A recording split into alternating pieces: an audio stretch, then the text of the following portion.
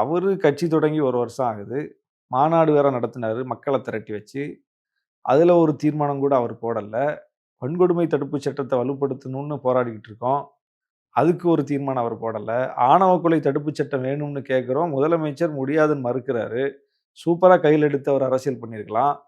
திமுகவுக்கு நெருக்கடி குடுக்கலாம். அத பத்தி அவர் பேச மாட்றாரு. அதே ஒரு தீர்மானம் போடல. இந்த பட்டியலின மக்கள் குறித்து எந்த தீர்மானமாவது விசிகவுடைய நம்ம தாவேக்காவுடைய மாநாட்டுல போடப்பட்டதா? விசிக மாநாட்டுல தானே போடப்படுது. இதெல்லாம் அவர் எங்களுக்கு சொல்லி தரணுமா? வேங்கை வயலுக்கு நாங்க தானே போனோம். நீங்க வந்தீங்களா? ஆமாங்க. திமுகவ நோக்கி எப்ப வைக்கிறாரு? இப்ப தான் வைக்கிறாரு. இன்னைக்கு தான் வச்சிருக்கிறாரு. அது பிரச்சனை ரொம்ப காலமா இருக்கு. அப்போ பிரச்சனை ரொம்ப காலமா இருக்குன்னு சொல்றதே பிரச்சனை தானே. பிரச்சனையின் மீது உண்மையிலே அக்கறை உள்ளவர்கள் பிரச்சனை ஏற்பட்ட உடனே பேசுவாங்க. அல்லது கட்சி தொடங்கின உடனே அதை அட்ரஸ் பண்ணுவாங்க. ஏன்னா உங்களுக்கு அதுல தீர்வு வர்றதுதானே முக்கியம். ஆனா நீங்க காலத்தை எல்லாம் விட்டுட்டு காலம் போன போக்குல கடைசியில ஒரு அரசியல் கருவிக்காக இதை கையில் எடுக்கிறீங்க. அப்போ உங்களுக்கு அந்த பிரச்சனை தீரணுங்கிறது நோக்கமா, அந்த பிரச்சனையை வச்சு அரசியல் பண்ணணுங்கிறது நோக்கமாங்கிற கேள்வி வரல. இப்படியே தன்னுடைய நோக்கத்துக்காக ஒரு பிரச்சனையை பயன்படுத்துறவர்கள் அந்த பிரச்சனைக்கே எதிராக இருப்பவர்கள். அதை புரிஞ்சுக்க முடியல. இன்னொரு விஷயம் உங்க தலைவர் சொல்றாரு, விஜயோட எங்களுக்கு எந்த பிரச்சனையும் இல்ல, எந்த முரண்பாடும் இல்லைங்கிறாரு. எந்த முரண்பாடு இல்ல தானே?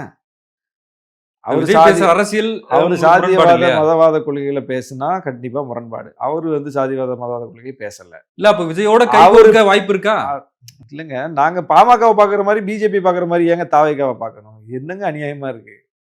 அவர் அப்படி ஒரு கொள்கையை முன்னிறுத்தினா கட்டாயம் அவரை தான் அந்த லிஸ்ட்ல வைப்போம். ஆனா இப்ப அவரை நாங்க ஏன் அந்த லிஸ்ட்ல வைக்கணும்? நாங்க அதிமுகவே அந்த லிஸ்ட்ல வைக்கலையே. வேற எந்த கட்சியும் நாங்க அந்த லிஸ்ட்ல வைக்கலையே. 2 கட்சியை தானே அந்த லிஸ்ட்ல வச்சிருக்கோம் நாங்க. ஏன்னா மக்கள் விரோத சக்திகள். விஜய் என்ன மக்கள் விரோத சக்தி? அவர் ஒரு ஜனநாயக கட்சி நடத்துறாரு. கட்சியை தொடங்கி இருக்கிறாரு. வாழ்த்து சொன்னோம். மாநாடு நடத்தினாரு. வரவேற்றோம். மாநாட்டில் பேசினாரு. பேசின கருத்துல எங்களுக்கு உடன்பாடு இல்லை. விமர்சித்தோம். அப்ப எங்க பயணம் கரெக்டா தானே இருக்கு. அவரை போய் நாங்க ஏன் சும்மா சீண்டோம்? அவரு எங்களை சீண்டிக்கிட்டு இருக்காரு. அவர் கட்சி முடிவு எடுக்கக்கூடிய தலைவர் எங்க கட்சி முடிவு அவர் எடுத்துக்கிட்டு இருக்காரு. அது எப்படி நாங்க அனுமதிக்க முடியும்? எங்க கட்சி முடிவு எங்க தலைவர் எடுத்ததுக்கு அவர் ஒரு காரணத்தை கற்பிச்சு எங்க தலைவரை டேமேஜ் பண்றாரு. அதை எப்படி நாங்க ஏற்க முடியும்? அப்ப அதனால நாங்க எதிர்த்து அவரை பேசுறோம்.